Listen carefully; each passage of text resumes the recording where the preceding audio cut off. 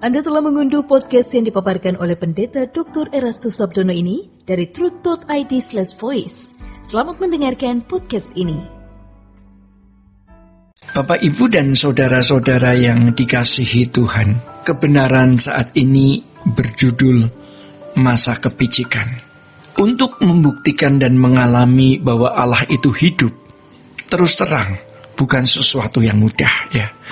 Sebab kenyataannya tidak semua orang beragama benar-benar membuktikan dan mengalami Allah yang hidup. Bahkan rohaniawan dan teolog-teolog hebat pun belum tentu sudah mengalami Tuhan. Dari ucapan atau tulisan seseorang, kita bisa rasakan apakah dia benar-benar mengalami Tuhan atau tidak. Kita tidak harus mencapai titik memiliki pengalaman pribadi dengan Allah. Tentu pengalaman tersebut sangat pribadi, tidak bisa diungkapkan kepada orang lain, dan memang biasanya tidak boleh diumbar, ya. Tetapi individu itu akan merasakan secara real kehadiran Allah di dalam hidupnya. Ada momentum-momentum yang Tuhan izinkan kita alami untuk menggapai Allah. Ketika kita berada di dalam kesesakan, ya, di dalam kepicikan, yang artinya di dalam masa-masa sempit, masa-masa yang sangat sulit, ya. Kepicikan bukan dalam arti picik dalam berpikir, tetapi masa-masa yang sangat sulit.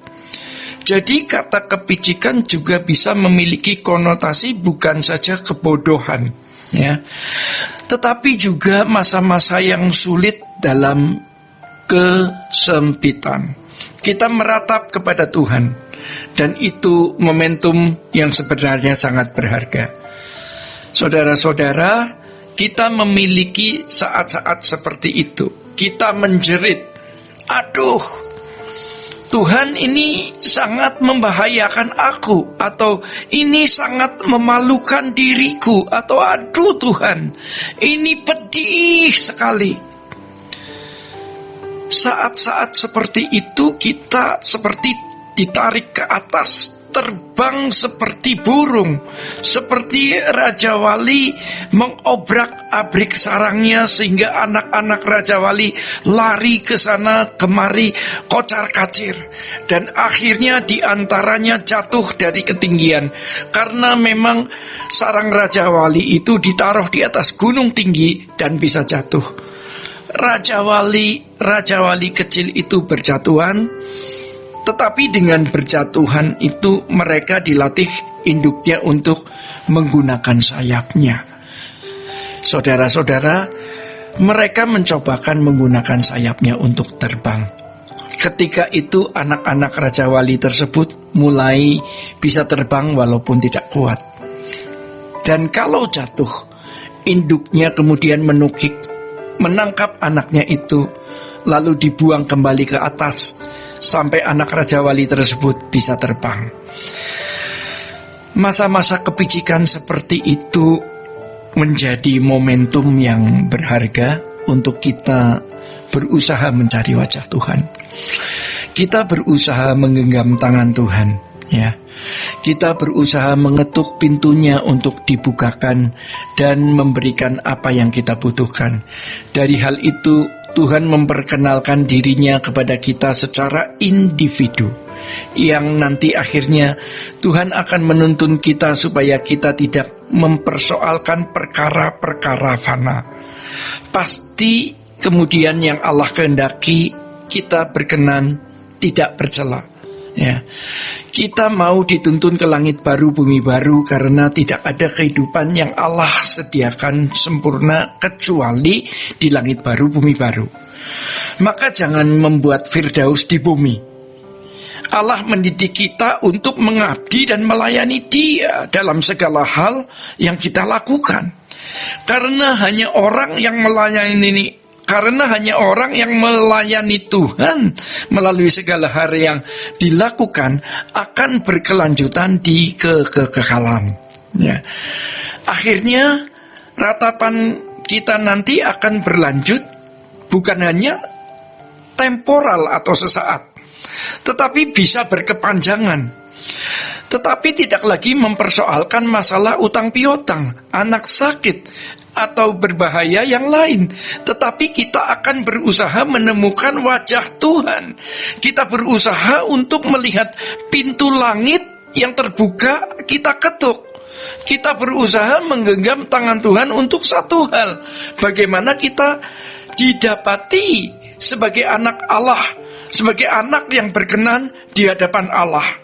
Ya, kita terus berusaha untuk menemukan kehidupan seperti ini yang hanya bisa terwujud kalau Allah menolong kita. Kalau masalah keuangan, masalah sakit, atau masalah fana lainnya, setan pun bisa menawarkan pertolongan melalui antek-anteknya.